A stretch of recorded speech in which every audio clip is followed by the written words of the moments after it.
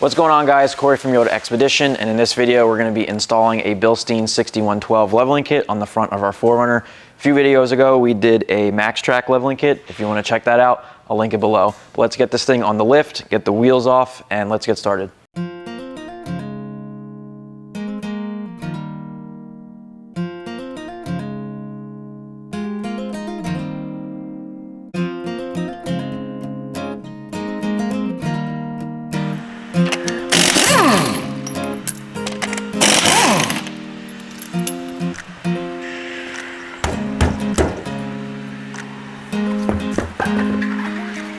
All right, so we got the 4Runner up on the lift. We got the wheels off, so we're gonna go ahead now and pull out the stock suspension. You can see we have the max track leveling kit in there on top.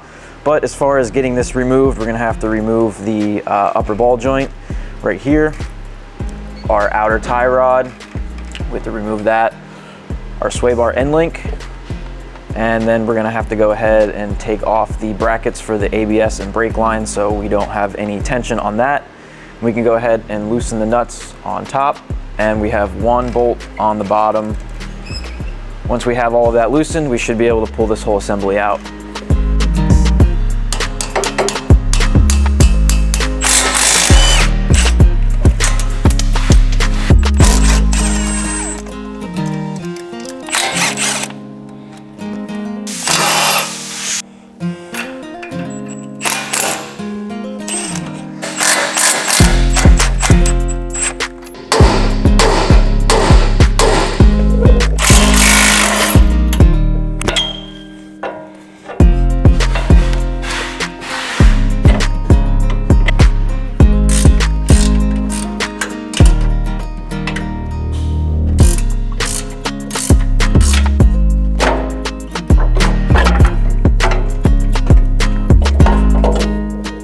All right, so we have the OEM strut assembly out, and with it sitting next to the Bilstein 6112s, you can definitely see the size difference between the two.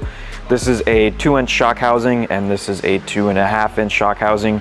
You can see everything is just beefier on this setup, and it's gonna handle more weight and abuse. It's gonna last longer over time. So when you get a set of these Bilsteins, the first thing you need to determine is where you wanna set this clip. And where you set this clip is gonna determine how much lift you get. So we have a chart here from Bilstein, and it shows you how much lift you get depending on where you put these clips. So go off of this chart, but this chart is laid out as if you have an aftermarket front bumper, winch. So if you don't have added weight to the front, you're gonna get more lift than what is shown here. We're gonna kind of guess as far as how much lift we're gonna get. We're gonna go with a number 4 and number 2 clip.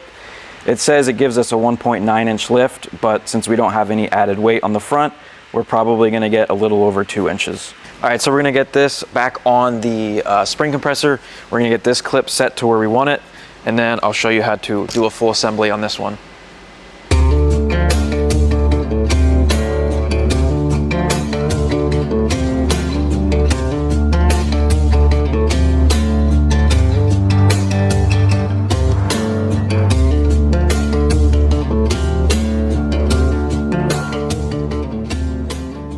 All right, so we got this one set at the second groove.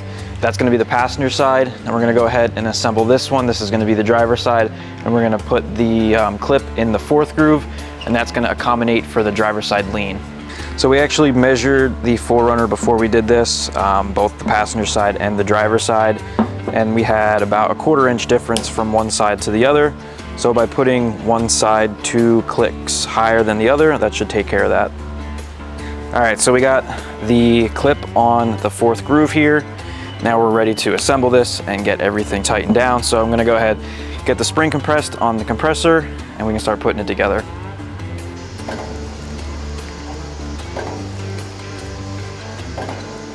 Hopefully I don't die. So we got the spring compressed. I don't know if it's enough yet, but I'm gonna show you the assembly process. So once you have that clip where you want it to go, you can slip down the spring perch. Your spring is going to sit on this. Then we can take this bushing here. That's going to slide on next. You can see on the inside, there's a counter bore. So that side down. And then from there, we can put this washer with the cup side facing up. And then once we put the spring on, that's where your new top hat, rubber bushing, washer, and nut. So let's go ahead and see if we have the spring compressed enough to get everything together.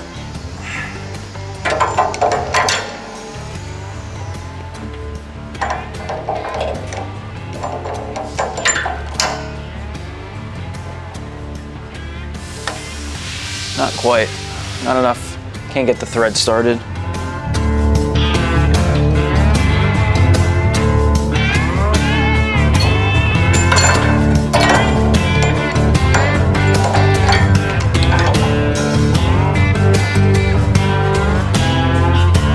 Nothing there.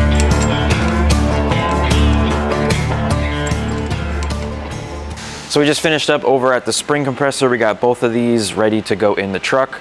So when we go ahead and install these, you want to make sure to do both sides before you put any of the other suspension components together. Otherwise, you're going to have trouble when you go to do the other side. So let's get these installed and see how it looks. All right, so we got the driver's side one already put on. We're going to go ahead and put the passenger side in. Just remember that you have the driver's side and the passenger side one different as far as the clip setting. So make sure to put those on the right side. And go ahead and put this in.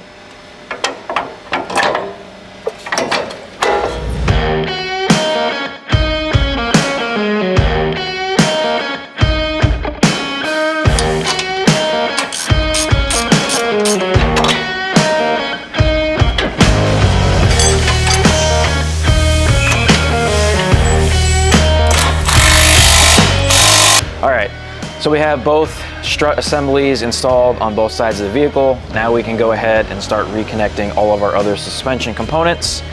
So let's get into that.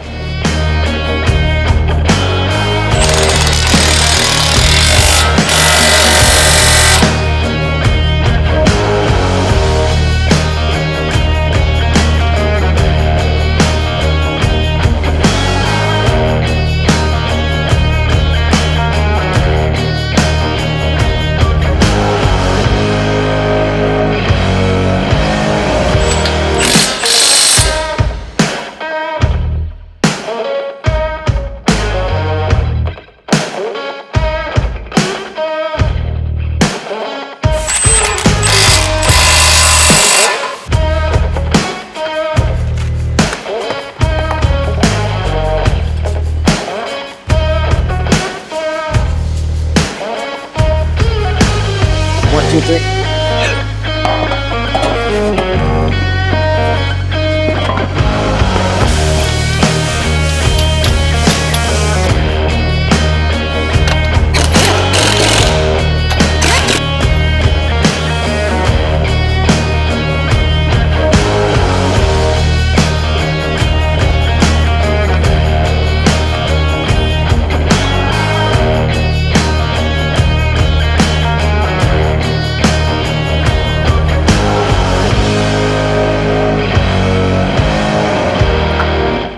All right, so we got the 4Runner out of the shop. We took it for a little bit of a test drive to get the suspension working and settled a bit.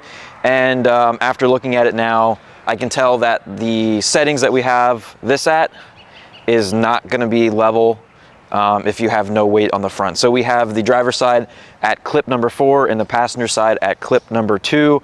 I would suggest going clip 3 and 1 to get you a more level look. Given that you have no added weight to the front. If you had a front bumper or a winch, extra added weight in the front, then the clip 4 and 2 would probably be fine, but with no added weight, it's way too high in the front. So with that being said, if you guys are interested in this same exact setup, you can grab it at yodaexpedition.com, and really soon we are going to be doing pre-assembly. So that means the kit will come to you pre-assembled, ready to go in your vehicle, and you don't have to mess with those sketchy spring compressors. So that's it for this video. Thanks for watching. I'll see you on the next one.